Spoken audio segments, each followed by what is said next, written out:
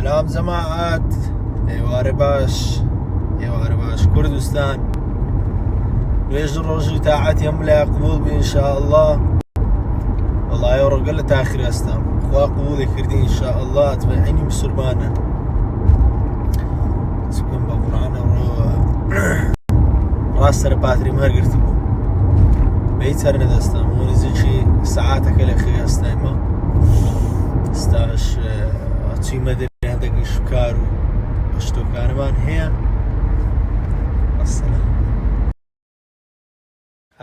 هلا جەماعەت هاتینەوە مەزرعەی ماڵە گەورەکە لەگەڵ ڕەقیبی گەمە چی دەکەین؟ چی پێ دەرێن؟ فیشە چی دەکەین بەس بزانم کوولەی دەبم و ئێستا دەی بەدەی خۆی برێ ئەترافم کرد تەکیدی بە ئەمت ناتوە ڕێبسەلامەکی گەورە و گرا ئێستا ڕەقیبی دەکوشم دیدە چم لێ کردی؟ ئێستا ژوا پۆستەکەن مایات جەماعەت بڕۆن تەماشاکەن کول لەسەر سندوقی پارم دایتەوە ڕەماشت پێ دەکەما دەستە نەدیتیمە وەڵا بەو نەوعەیە و جەبەیە گۆڵی بە پێشکەتی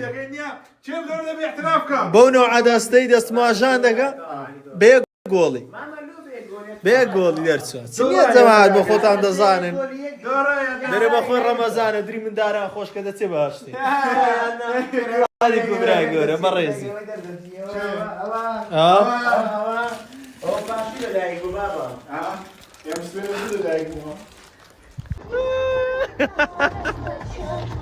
ئەوە چێوە گەورە دری چەند خۆشە بودێ بە 21 سێ ناودری وێی